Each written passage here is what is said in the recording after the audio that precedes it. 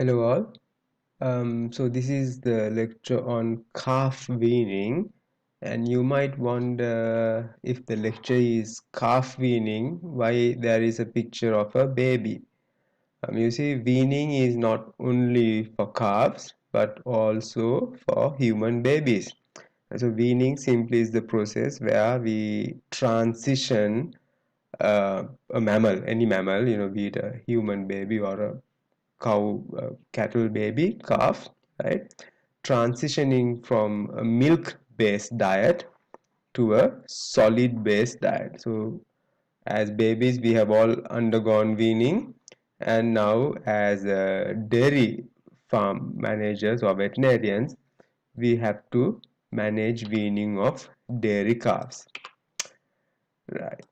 Uh, remember, weaning is not just transitioning from milk-based diet to a solid-based diet, but the missing word here is very important.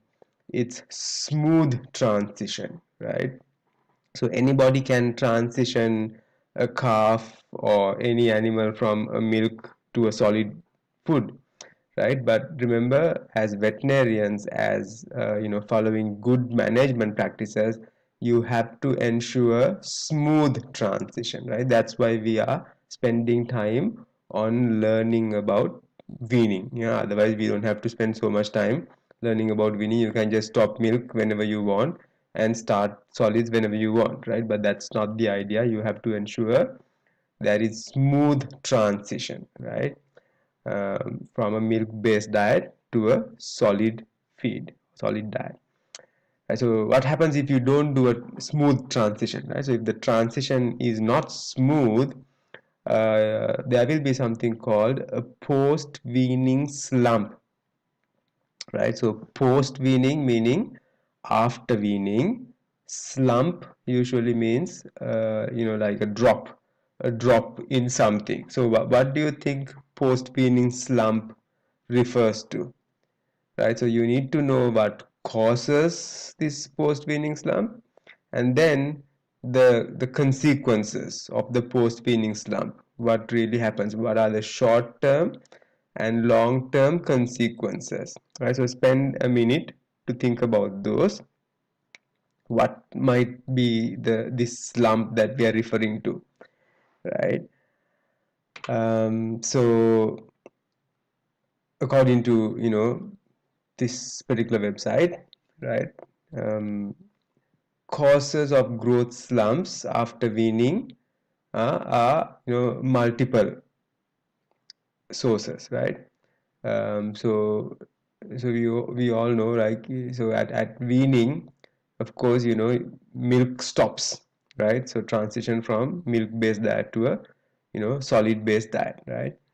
And then that's a change of diet, right? So anything abrupt, right? So I've said this repeatedly, not only with calves, even with adult animal management, horse management, abrupt diet changes are not recommended, right? So the leading cause for colic in horses, for example, is abrupt dietary changes, be it acidosis in cattle, impaction, all of these can be triggered by abrupt dietary changes, right? So you have to make sure there is a smooth change, there is a gradual change, right? And it's not only the diet that changes, right? So there is, when we talk about diet changes, it could be milk, it could be forages, it could be concentrates, from calf starter to other concentrate feed. So all of these can change, right? So you have to ensure that these changes are not abrupt, right? You have to spread it out over a period as much as possible to prevent this slump, right? And then not only dietary changes, but there's also going to be changes in the housing, right? So we, during the last lecture, we learned about calf housing. We learned that they live in these individual pens, right? So they're not going to live in individual pens till they die. They have to move out of those individual pens. They have to move into communal pens, right? So that change traditionally was also done together with weaning, right? So that adds up to the dietary changes and causes a lot of stress to the calf, right? Because you see, when they're in the individual pens, they didn't have the social interaction, right? But now, if you straight away take them out of the individual pens and put them in communal pens or in group pens, suddenly they have all these other calves, and that is not something they were used to. So that is also a stress, right? And so all these lead to a drop in the feed intake. And as we know, a drop in the feed intake is not a good thing at all.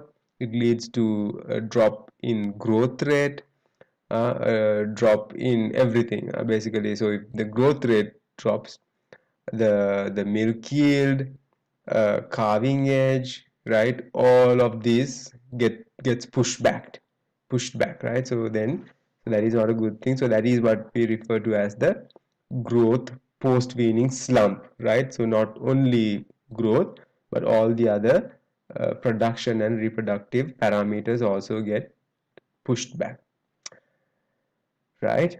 And then also inadequate nutrition, right? So after weaning, right, or even during the last stages of weaning, I've mentioned this earlier also. Our farmers have a tendency to give the best quality feed to the lactating cows, because if your whatever your investment is, it yields results quickly when you feed lactating animals. If you give high quality nutrition to a cow, the milk yield, milk quality will improve. Whereas if you do the same investment on a calf, the farmer is not going to see the returns immediately, because calf is not going to give milk right soon.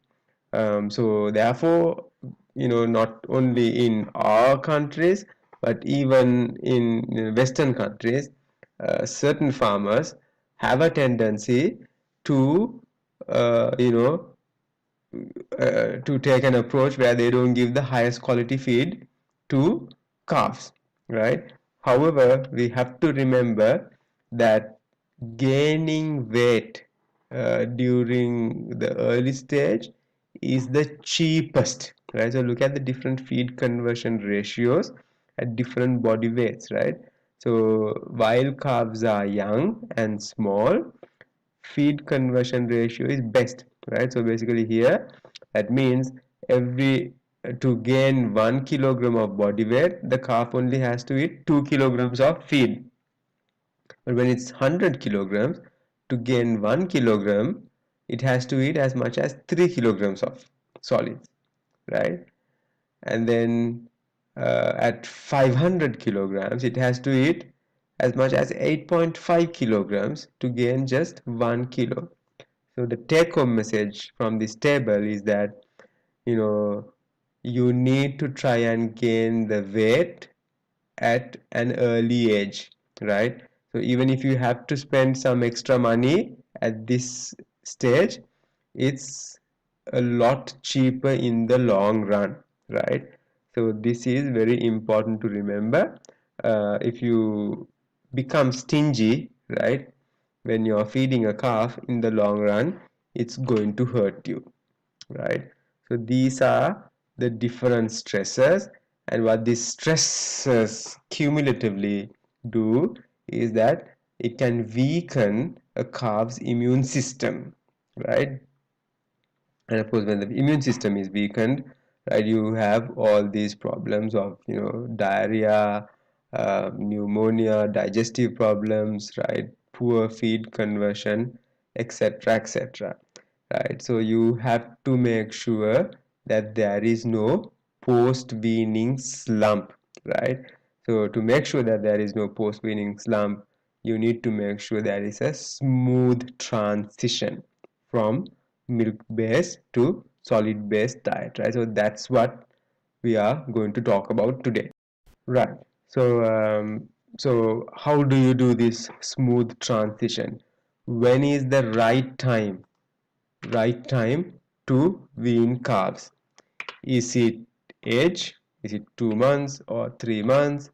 Or is it body weight gain, right? For example, you can say 200% gain of birth weight, right? So whenever the calf doubles the weight or triples the weight, we can wean it.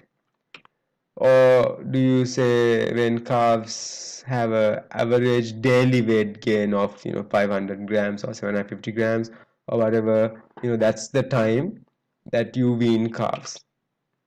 Or is it to do with rumen being developed and being ready for processing forages? Or is it when calves start ruminating, regurgitation? So this is often an indication of ruminal development, right? So if calves are ruminating at the beginning, of course calves are not ruminating because they are not regurgitating, they are not consuming forages, right? But if the rumen is developed, right, and they will start regurgitation, so that's an indication that the rumen is developed.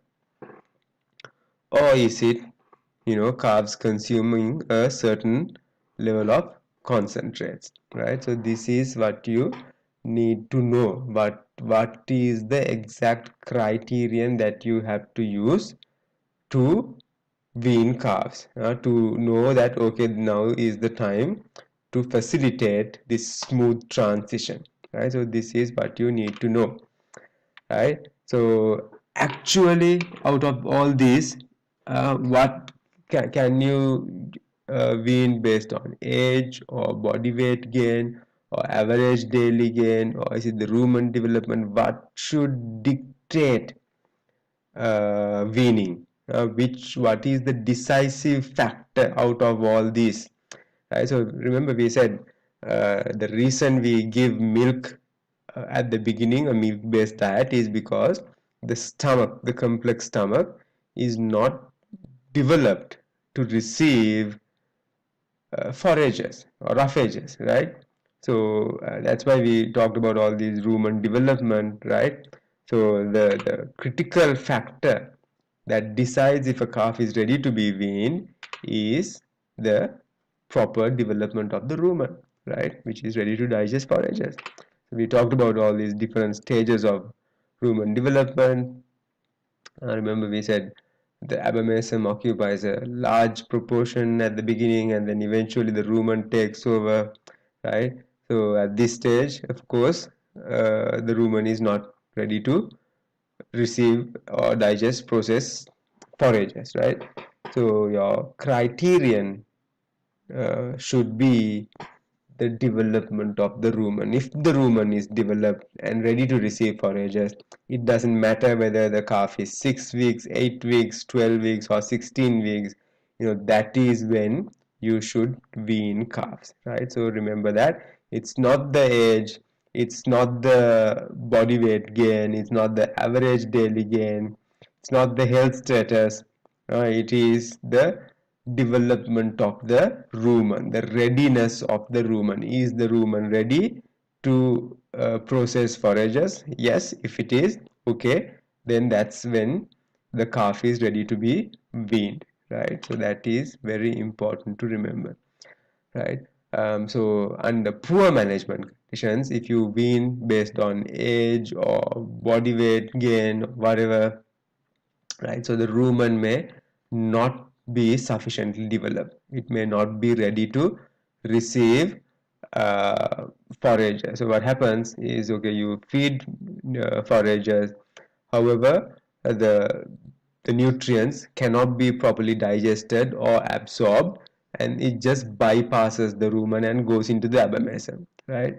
So on the one hand, nutrients get wasted, and on the other hand, abomasum can get enlarged, right? Because it just simply goes to the abomasum, and abomasum is unable to digest all these forages, right?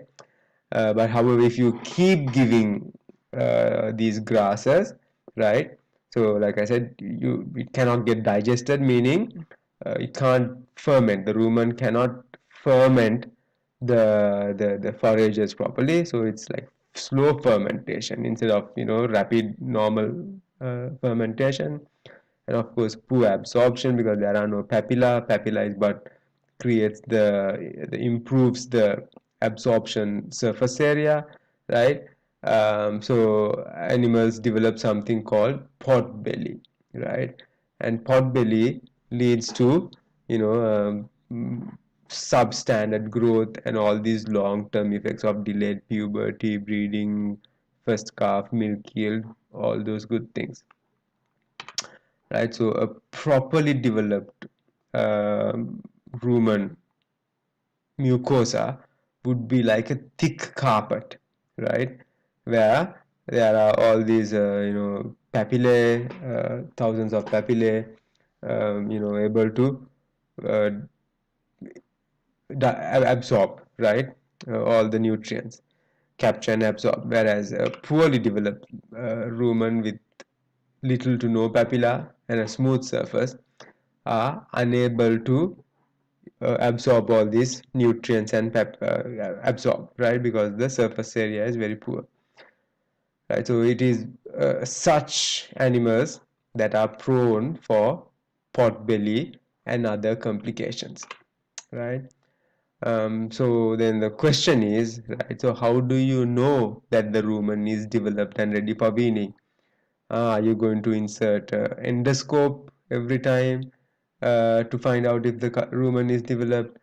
Or are there any other external indicators to find out if the rumen is developed, right?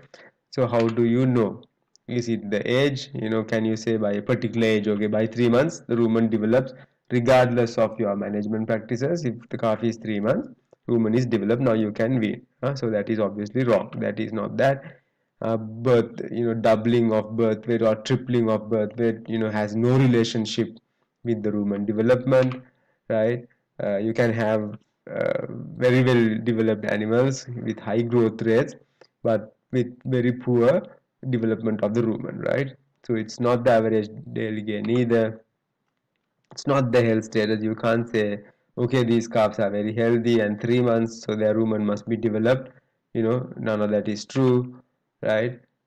So the real indication is these last two factors, right? So mainly this one. If the calves are consuming, depending on the breed, 750 grams to 1 kilogram of carb starter a day per day, that is an indication that the rumen is developed and ready to digest forages, right? So typically textbooks will say 1 kilogram of calf starter per day, that is mainly for host infusions. But if you have smaller breeds, jerseys or jersey cross Friesians, right, then you can go with this 750 grams per day, right? And then that means they are ready to be weaned, right? So remember, smooth transitioning from milk based to solid based, right? And to do that smooth transition, the rumen needs to be properly developed, and the external indication of proper rumen development is concentrate consumption, right, of calf starter. If they eat 1 kilogram of calf starter a day, that tells you the rumen is properly developed and ready to receive forages, and therefore you can facilitate, if you take the proper management practices, you can facilitate the smooth transitioning from milk based to solid based diet, right? Of course you can do this at 6 months, very smooth transition, but then do you want to wait that long, or would you rather wean as soon as possible, right? So that's the question, uh, right? If you wait till late, are there any benefits, or if you wean early, are there any benefits, right? So generally the pre-weaning diet is more expensive than the post-weaning diet, right? So the reason is because pre-weaning diet it's milk based, in terms of, Sri Lankan context. A liter of milk, so you feed like 3-4 liters of milk a day per calf, right? So 4 liters of milk, based on, nowadays milk is sold from up to, 120 rupees a liter, right? But some farms as low as 70 rupees, some farms as high as 120 rupees a liter, right? So let's take an average of 100 rupees per liter. So if a liter of milk is 100 rupees, when you are feeding 4 liters of milk, that's 400 rupees for the milk alone, right? And add to that calf starter, maybe another 75-80 rupees, 780 rupees. Add to that the minerals, vitamins, 500 rupees, right? But for an adult animal, with 500 rupees, you can feed a hell of a lot, right? So you can feed, a grass at the rate of, 4 or 5 rupees per kilo.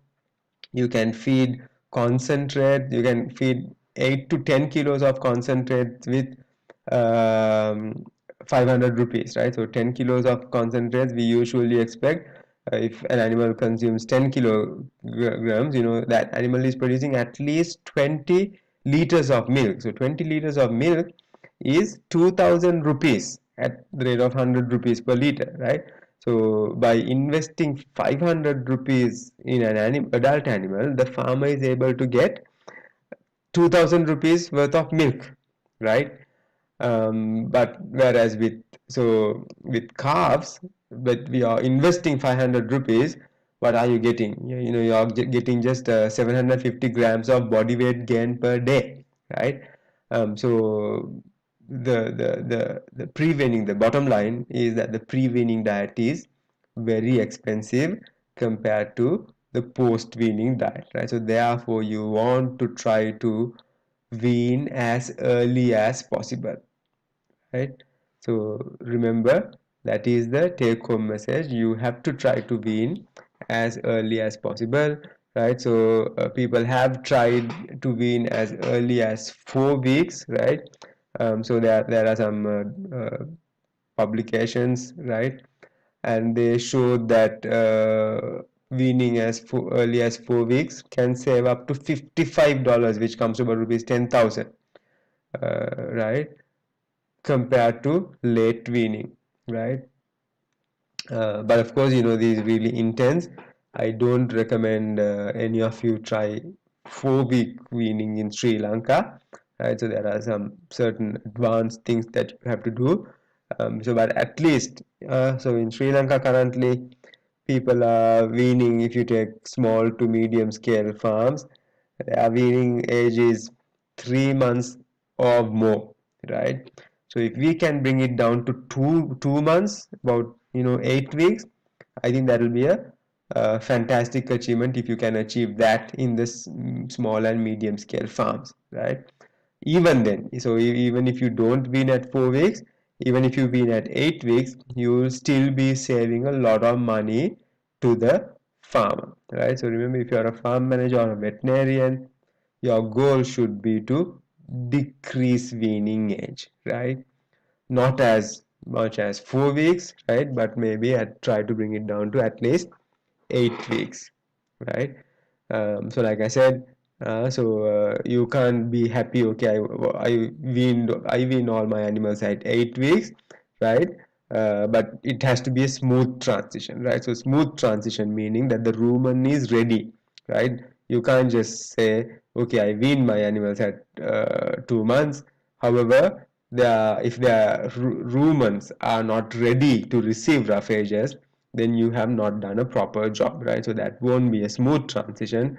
That will be a unsuitable transition where the calves will be subjected to a lot of stresses, and as a result, post-weaning slumps in performance,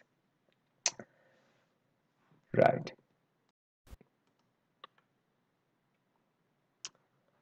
Right. So, like I said, it has to be as smooth as possible, right? So, therefore, abrupt changes are not recommended, right? So you have to make sure that whatever the changes are gradual, right? So for example, milk, you don't just stop abruptly, right? So let's say the calf has been getting 2 liters twice a day for the last 8 weeks, and then suddenly tomorrow you don't make it 0 liters, right? So you decrease the quantity over, the last week or 7 to 10 days, right? If you are giving twice a day, then you might bring it down to once a day. If you are already giving just once a day, then you might reduce half the quantity, right? So on. So we talked about the benefits of doing this even earlier, right? So when the milk volume is decreased, on the one hand, it prepares the calf for, weaning, right? It's not an abrupt shock, right? So the calf knows, okay, milk is decreasing, right? So calf gets used to that. And on the other hand, because the calf is getting hungrier with less milk, it will eat more concentrate or calf starter, which will hasten rumen preparation for roughage, receiving roughages, right? Rumen development will be increased, right? So for all these reasons, we nowadays recommend gradual weaning, gradual changes, right? So this gradual change is not only with milk, right, but also in concentrate feeds, right? Changing concentrate feeds from calf starter to adult feed, the changing the roughage, right? Remember, right now we are giving straw, right? And we have to introduce uh, fresh grass or hay, right? Or might be even silage, right? So all these are roughages, right? The silage has a fair bit of roughages, right? And then also changing housing, right? So all these stressful events need to be managed gradually, right? Without introducing abrupt changes. Right. So this is an example of such a smooth transition or gradual changes practiced by, this center of University of Minnesota, right? Now this doesn't mean this is what you need to practice, right?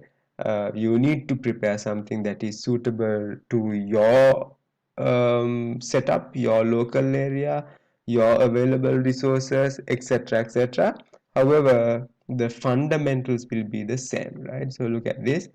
Now they wean at 6 weeks of age, right? Meaning the calves consume generally, because of their the management practices, right? So generally by 6 weeks of age, calves start consuming 1 kilogram of calf starter, right? Which means their rumens are ready for weaning, right? Developed sufficiently. So they wean at 6 weeks, right? But they don't change all the other things at the same point, right? So they will keep the calves for 2 additional weeks in the same nursery barn, right? Same calf starter, no hay, right? So the only change that was done here was stopping the milk, right? So they stop milk at 6 weeks, but they let the calves stay in the same premises, same calf pen, same calf barn, right? Same calf starter and same roughage, right? Then at 8 weeks, that's when they move the calves out of the individual calf pens, and they move them into group pens, right, which you can call a Grover barn also, right? And then, so that's 8 weeks, and then they still don't change the concentrate, right, or hay, right? So they leave them in with the same calf starter for another week. So now they are 9 weeks, and it is at 9 weeks that they introduce grain or and hay, right? So this is a very, so these four events that we talked about: milk, concentrate, roughage, housing. See how these four events are spread over 3 weeks. 6 weeks, stop milk. 8 weeks, change housing. Ninth week, uh, change starter, right? So on the eighth week they change, right? And then on the eighth week they give continue. Ninth week they change a starter, and on the 10th week after doing this change, that's when they introduce grain and hay, right? So like I said, this you don't have to follow this exactly. Different farms have established their own practices based on the breed, based on the climate, based on the resources, based on the available labor, so on and so forth, right? So the take home message here is weaning is a stressful event if you don't manage it properly, right? Even if you manage it properly, it will still be a stressful event to a certain extent. So you have to take measures to ensure that the transition is as smooth as possible, right? So you have to take certain measures to minimize these stresses, right? And these measures are spreading out these four changes related to milk, concentrate, roughage, and housing over several weeks. Right? So that is critical if your transition uh, is to be done successfully. Right? If weaning has to be done successfully. Right? So remember that. So you also have to remember, so although I've talked about this earlier also, so although we give all these criteria, 1 kilogram of carb starter and all that, not all animals will do that, right? Some animals will eat up to as much as 2 kilos when the majority are eating 1 kilo. Others might be eating 2 kilos per day, right? And there will be another group that eats, still 400, 500 grams, right? But that's this group, right? So you can't expect all animals to eat 1 kilogram, right? There will be animals that eat less or more, right? So you don't have to keep all of these animals till the end, right? So you have to practice animal selection, right? So the ones that are not performing well have to be gotten rid of, right? That you have to cull animals. You can cull calves as early as at the time of weaning, right? Poor performers you need to identify and cull them, right? So remember, this you cannot expect all animals to perform the same way. Not everybody will eat the same. Not everybody will grow at the same rate, so on and so forth, right? So remember, what we talked about was weaning of dairy calves, right?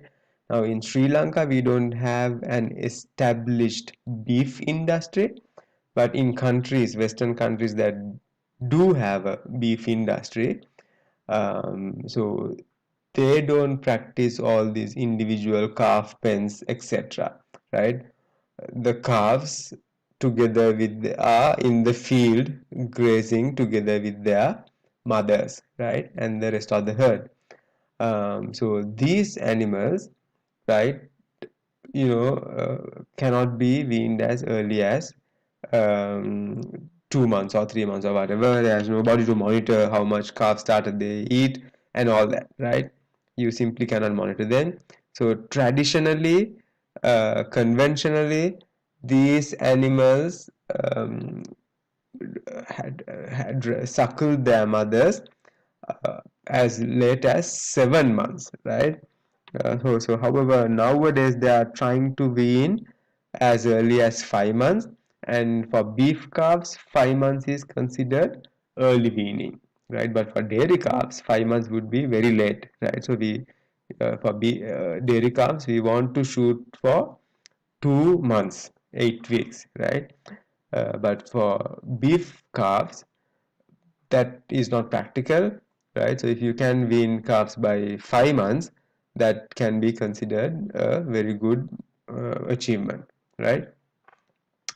So one of the problems with uh, beef is, so even if you try to wean them, they will constantly be with their mothers, right? So if the mother has milk, the calves will go on suckling the mothers. So what there is a small this gadget. This is called the calf weaner. We have some demo models at the ambulatory clinic also. Do check them out when you get a chance, right? So you fix this gadget to the mouth, right? You notice the sharp spikes or thorns on this gadget, right? So what happens is when the calf tries to, so let's say at 5 months, you make sure you put this on the calves, right? So when the calf tries to suckle the mother for one, it interferes with the suckling process. Calf can't get the tongue out properly, and then through this to the teeth. And on the other hand, these sharp thorns, they would hurt the mother, and the mother would, go away from the calf, and we would not feed the calf, right? So all these help in expediting weaning in beef calves, right? Right. So that is important to understand the difference between dairy and beef calf weaning. Okay, right. So if you don't now, so we talked about the different consequences, post weaning slump and all that, right? So there is another very prominent condition, right? So now um human beings, we don't like this, right? We don't like big bellies, right? What is considered healthy is this, right? Slim figures, right? So it stands the same for calves as well. So how do you do this? By making sure, by watching your diet, right? So it's the same goes for calves as well. If you don't properly watch their control their diet, they are going to develop this, right? Anybody knows what this is called? And this is called pot belly. We call these calves pot bellied calves, right? So some people, even veterinarians unfortunately, think this is due to worms, right? So this is not due to worms. So many veterinarians have told me, we always think this is worming problem. We give them deworming tablets, but it doesn't work, right? So no wonder it doesn't work, because this is not caused by worms. This is caused by improper development of rumen, premature introduction of foragers to a rumen that is not ready to digest foragers, right? So that is what causes this. And so in an adult animal, right?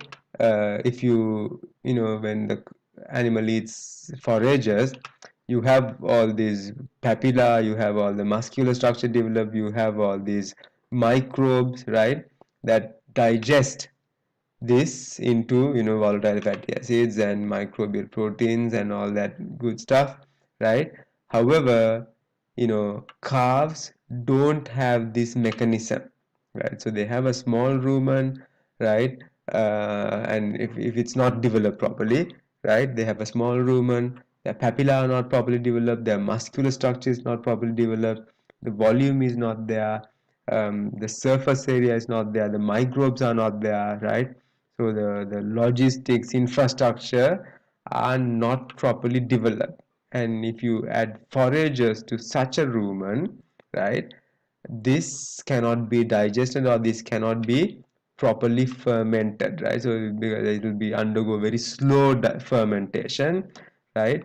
And as you keep adding on to that, right, it won't be able to digest it or absorb it, right?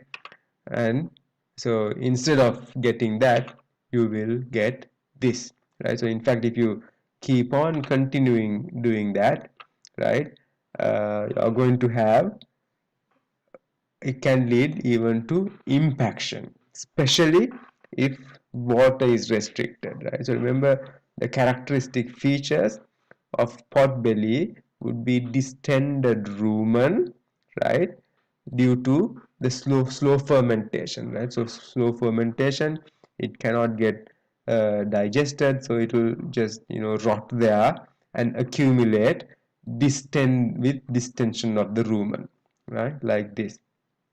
Otherwise you have to have a flat belly in calves also, like that, right? So very rarely, if the calves also undergo water restriction, very rarely it can lead to impaction of the rumen also, right? So in summary, remember, pre-weaning calf management, your goal is not only to, you know increase body weight, right, but also importantly to improve rumen, develop the rumen size, papilla, muscular wall, microbes, right, water, volume. We talked about all these different aspects, right? So that is your goal, right? And then, all this papillary development. And how do you do that? By giving the intensive calf feeding management that we talked about, right? So if you don't have, so it's like, so if you can have the best car in the world, right? And if it doesn't have a, good engine, however beautiful the external body is, right, it won't be able to perform with a junk engine like this. So similarly, in cattle also, you need to have, you just because it's large and, high quality genetics and all that, it won't be able to perform well if it doesn't have a properly developed rumen, right? So just a small example, right? So that is very, very important, right? And the smooth transitioning from milk based to solid based diet with minimal post weaning slump, right? All these are interrelated, right? So I hope you understand that, and that concludes our calf management lectures, right? So there are some minor things that we don't want to spend a lot of time on, right? But you need to be aware of this. You need to read up and learn about these things. We will be doing a practical where, you will be doing ear tagging. So we may not have enough calves in where we will, so we will, usually practice this on goats, right? We have plenty of goats, so you can practice ear tagging on goats, right? So identification is extremely important.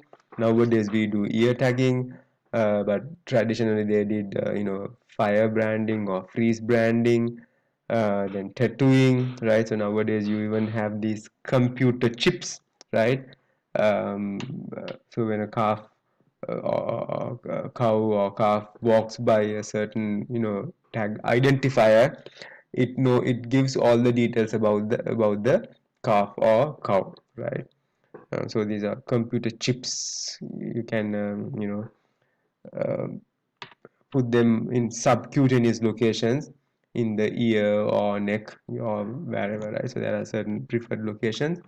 So identification is extremely important, because that facilitates, record keeping.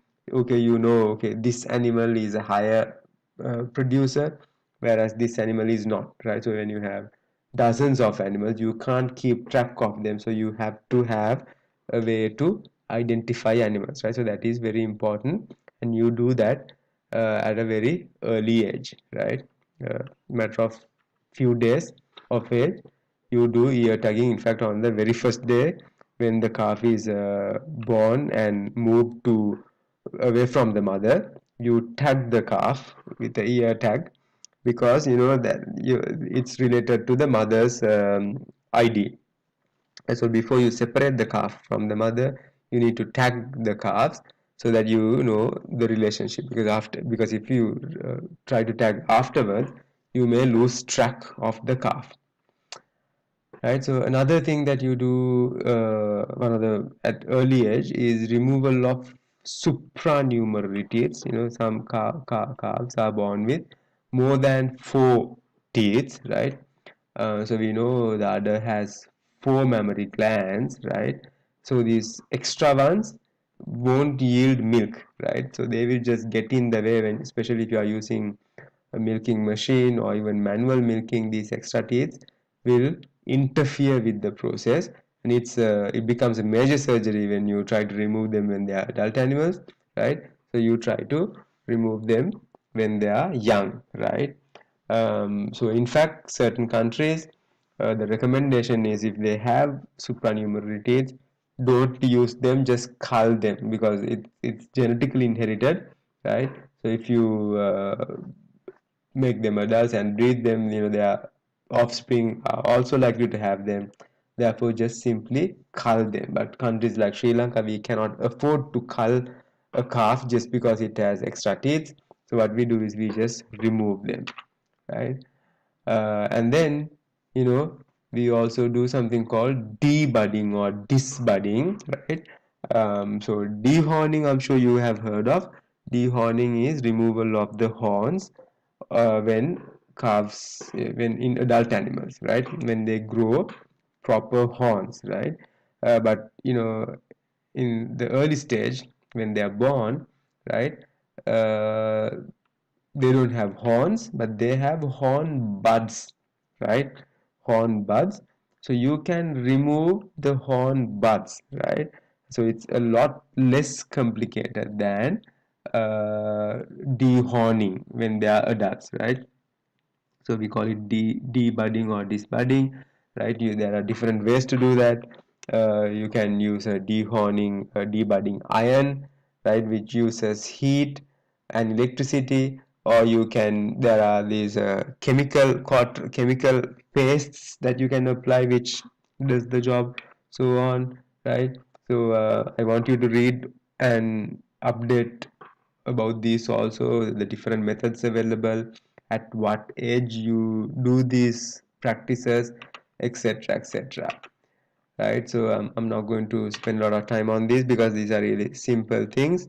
And when it comes to buffalo management, buffalo calf management, the principles are the same.